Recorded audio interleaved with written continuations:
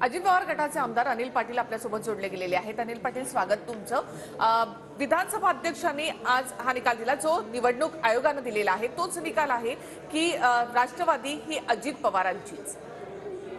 हे दोन गोष्टी वेगवेगळ्या आहेत। इलेक्शन कमिशनने निर्णय दिलेला हा त्यांनी इलेक्शन कमिशनला धर्तीवरती त्यांच्यासाठी असलेले जे काही सबमिशन असतील त्या आधारावरती दिलेला आहे आणि आता अध्यक्षांनी जो आहे तो रिअल फॅक्ट ज्या असतील त्या डोळ्यासमोर ठेवून तो निर्णय आता घेतलेला आहे। त्यामुळे दोन्ही निर्णय वेगवेगळे आहेत, त्याला बेस सुद्धा वेगवेगळे आहेत, त्यामुळे या निर्णयाचं त्या निर्णयाची कम्पेअर करता येणार नाही।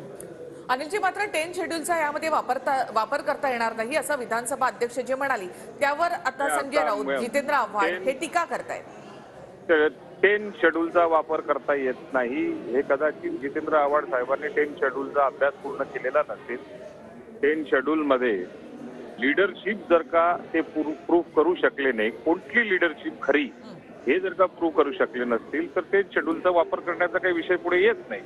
आणि 10 शेड्यूल प्रमाणे समजा जर का आपल्याला लीडरशिप प्रूव्ह करता आली असती, दोन लीडरशिप वेगवेगळ्या आहेत। राष्ट्रीय अध्यक्षाची निवड ही 30 तारखेला झालेली आहे, त्यामुळे दोन लीडरशिप त्या केसमध्ये अध्यक्षांनी लीडरशिप प्रूव्ह करू न शकल्यामुळे किंवा लीडरशिप त्या ठिकाणी कुठली ग्राह्य धरायची हे क्लिअर होत नसल्यामुळे लेजिस्लेटिव्ह असेंब्लीमध्ये जे काही आमदार असतील ज्यांचं पाठबळ ज्या बाजूला असेल, संख्याबळ ज्या बाजूला असेल, त्या संख्याबळाच्या आधारावरती हा निर्णय घेतलेला आहे। कोणता स्ट्रॉंग पॉइंट होता तुमचा की ज्या आधारावर विधानसभा अध्यक्षांनी हा निकाल दिलाय?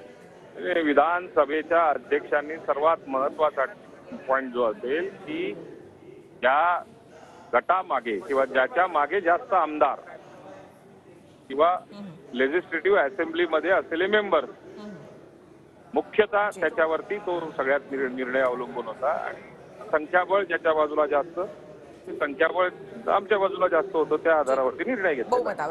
धन्यवाद अनिल पाटील।